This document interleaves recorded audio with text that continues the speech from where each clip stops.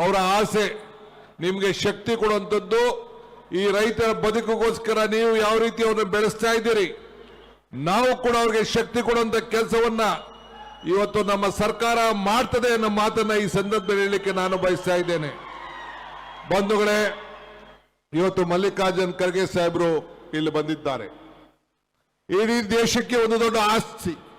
ನಾನು ಆಗಾಗ ಒಂದು ಮಾತು ಹೇಳ್ತಾ ಇರ್ತೀನಿ, ಮನುಷ್ಯನ ಹುಟ್ಟು ಆಕಸ್ಮಿಕವಾದದ್ದು, ಸಾವು ಅನಿವಾರ್ಯ, ಜನನ ಉಚಿತ, ಮರಣ ಖಚಿತ ಅಂತ. ಈ ಹುಟ್ಟು ಸಾವಿನ ಮಧ್ಯದಲ್ಲಿ ನಾವು ಏನ್ ಮಾಡ್ತೀವಿ ಅಂತ ಬಹಳ ಮುಖ್ಯ.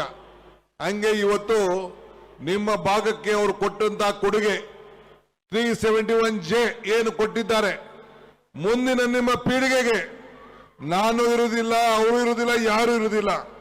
ಆದರೆ ಅವರು ಇವತ್ತು ಹೋರಾಟವನ್ನು ಮಾಡಿ ಮನಮೋಹನ್ ಸಿಂಗ್ರವರ ಕಾಲದಲ್ಲಿ ಸೋನಿಯಾ ಗಾಂಧಿ ಅವರ ವಿಶ್ವಾಸ ತೆಗೆದುಕೊಂಡು ನಿಮ್ಗೆ ಕೊಟ್ಟಂತ ಒಂದು ಏನು ಶಕ್ತಿ ಇದೆಯಲ್ಲ, ಸಂವಿಧಾನದ ಹಕ್ಕಿದೆಯಲ್ಲ, ಇಡೀ ನಿಮ್ಮ ಜೀವನದ ಪರಂಪರೆಯಲ್ಲಿ ಕೂಡ ನೀವು, ನಿಮ್ಮ ಮಕ್ಕಳು, ನಿಮ್ಮ ಕುಟುಂಬಗಳು ಎಲ್ಲ ಕೂಡ ನೆನೆಸ್ಕೊಂಡು ಇವತ್ತು ಅವ್ರಿಗೆ ಪ್ರಾರ್ಥನೆಯನ್ನ ಮಾಡುವಂತ ಒಂದು ದೊಡ್ಡ ಶಕ್ತಿ ಇವತ್ತು ನಿಮ್ಮೆಲ್ಲರೂ ಕೂಡ ಇವತ್ತು ಸಿಕ್ಕಿದೆ.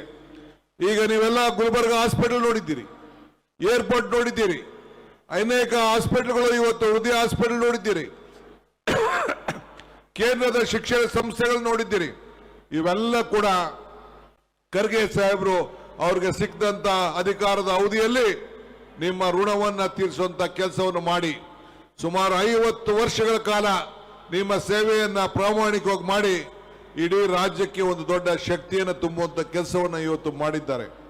ಇವತ್ತು ನಮ್ಮ ಮುಖ್ಯಮಂತ್ರಿಗಳು ಮತ್ತು ನಾನು ಮತ್ತು ನನ್ನ ಮಿತ್ರರಾದ ಪ್ರಿಯಾಂಕ್ ಖರ್ಗೆರವರು ಎಲೆಕ್ಷನ್ ಟೈಮಲ್ಲಿ ಮಾತು ಕೊಟ್ಟಿದ್ದು, 5 ಗ್ಯಾರಂಟಿಗಳ ಬಗ್ಗೆ ಮಾತು ಕೊಟ್ಟಿದ್ದು, ನುಡಿದಂತೆ ನಡೆದಿದ್ದೇವೆ.